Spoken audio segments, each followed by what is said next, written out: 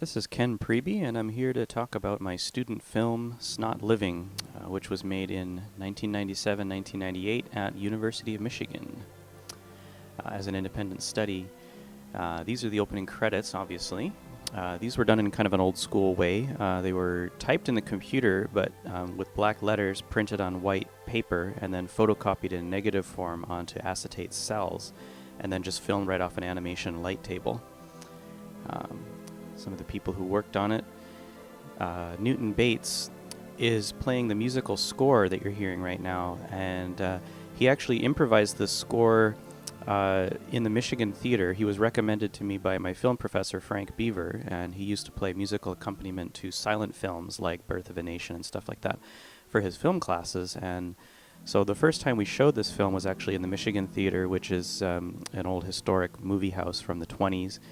And he actually played this on the Barton organ. And we recorded this from with a Nagra deck from the balcony of the theater. The day we premiered it, before anybody showed up, we had the theater to ourselves. And he did an awesome job, really added to the silent feel that we wanted. This was shot in the apartment that I was living in at the time in the summer of '97. And my friend Brandon, who's a friend of mine from the art school, is the actor here. This was a box. Brandon and I made a bunch of fake products in Photoshop with drawings and photos and stuff, and the fruity turds with the free stomach pump, things like that. Coming up here is another one. This is my Hitchcock cameo.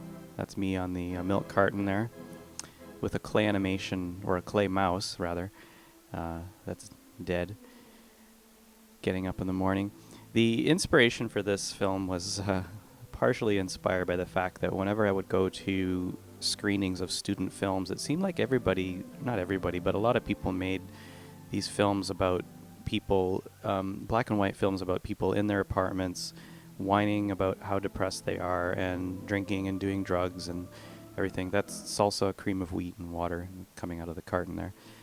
And so I thought it'd be kind of funny to kind of turn that idea on its head and make a film that was kind of a parody of that whole idea, and have a little clay animation character come onto the screen and terrorize the character and get him to realize that there's more to life than just sitting around not doing anything, or snot living, as it were.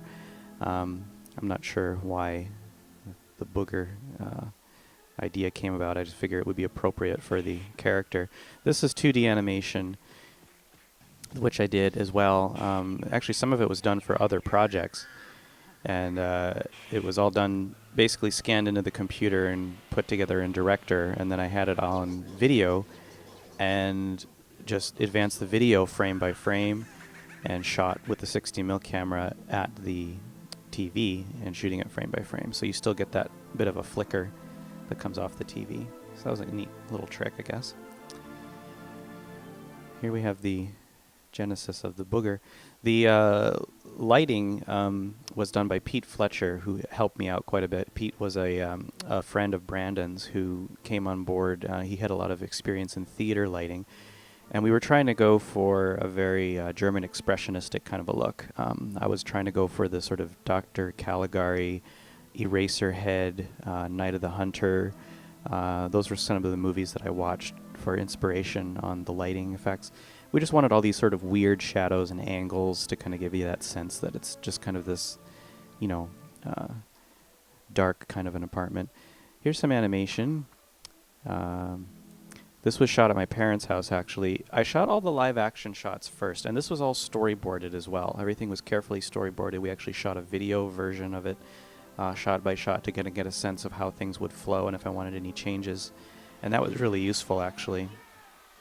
But we did all the live action first, and then I went back and did the animation shots later, and then just put them all together in the right order. A lot of these shots were done in the apartment, but some of them I did afterwards in other places, because I was only in the apartment for so long.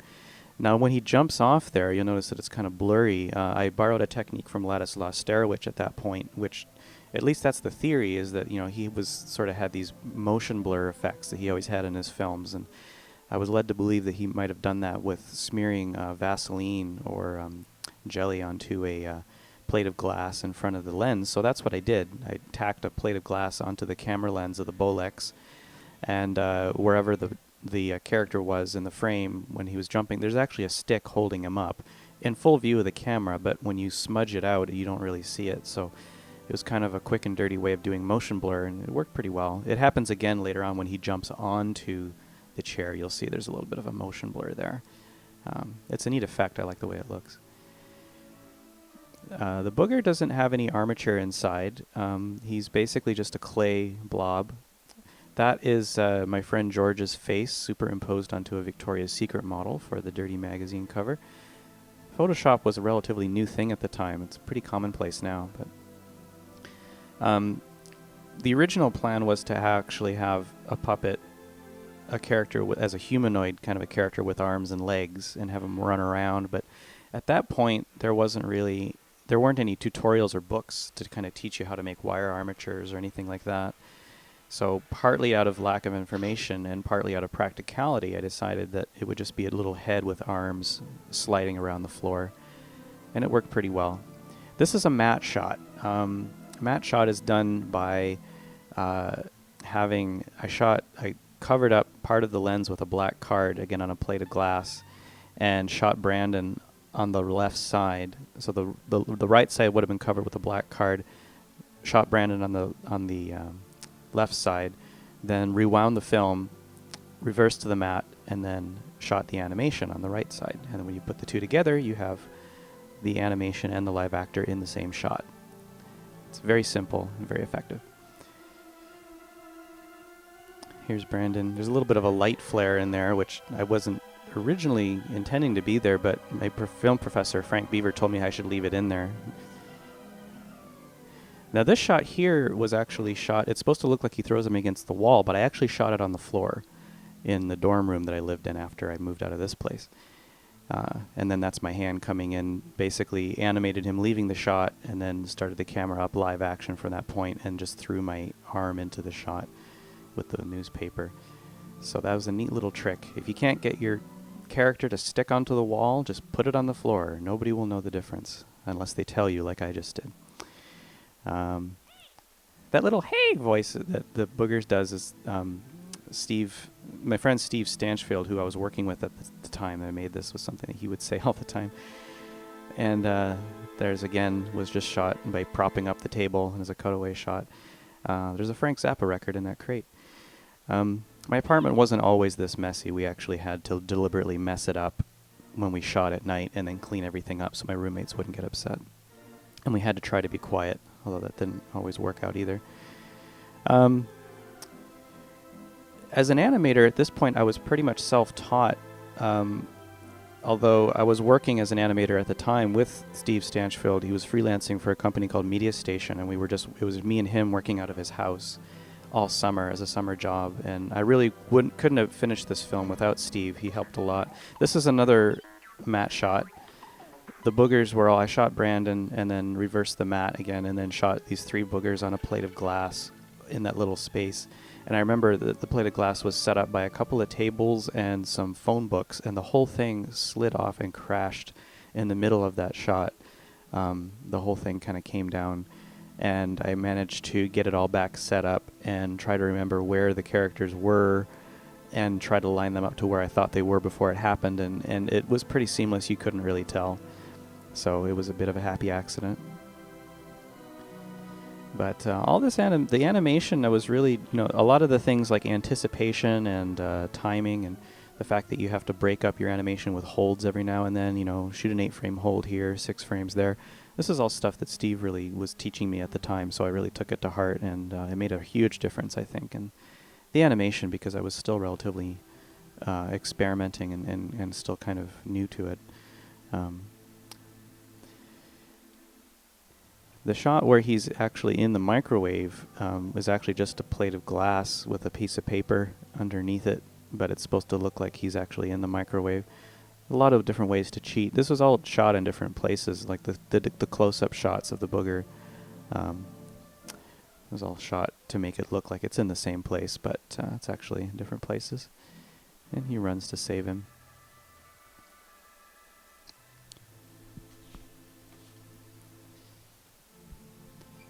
I think Brandon did a really good job with the acting. We had a lot of fun. I mean, this was just a lot of fun making this project. It was just so much. It was just great to just shoot it all on film, shoot it in black and white as a student film, and just do it quick and dirty. And it was great. I love that shot with the lighting, with the chiaroscuro lighting kind of thing closing in on him like he's all depressed. As the Tasmanian devil kind of eyeing him, giving him the evil eye there. I like his shadow on the back. There's an animation magazine on the table there, and it doesn't really read on film, but it was an animation magazine with an ad on the back, and I don't remember what the ad was for, but it says, "See what you're missing." And so we put that in there because this is kind of what this whole scene is about. He's about to go outside for the first time, and who knows how long, in his underwear. And now in Wizard of Oz fashion, everything is in color because, hey, there's a whole big world out there, folks. And this is all footage I just shot around Ann Arbor. Now there's a little moment coming up in the soundtrack. If you watch this without me talking over it, you'll notice that the sound quality changes a little bit. And the reason why is because there was a beautiful little moment that happened when we premiered the film later on in the day. Oh, and here's my brother, my younger brother Dan, with a cameo as a paperboy. Yeah, here's where the sound changes. This recording is from, I had a video camera running when we actually premiered the film with an audience. And there was this great little moment right here where Newton's music synced up with this da-dum, dum, hey. I was in the balcony with all the sound effects on a tape and with my finger on a pause button on a tape deck that was patched into the PA system. And every time there was a sound effect, I would just let go of the thing and that's my arm there, and let a sound effect play. And it was not planned at all how that little musical cue just sort of worked out perfectly. I had no idea what Newton was going to do. All I knew was that I had to have him do that little voice at that moment, and it was just perfect. So I couldn't pass that up. It was this beautiful little moment that just happened, and so I had to weave that into the soundtrack and the sound mix. This was all shot outside, too, luckily on an overcast day. So that's the end of the film, and here's all the people that put up with me as I made it and helped out in various capacities. And here's a little outtake. And the dedication here is Lawrence Lazarus was my uncle, who at the time I was making the film was killed in a car accident, and he was an artist who was always very supportive, and he would have loved to see the film. So I dedicated the film to him, and I hope you enjoyed it too.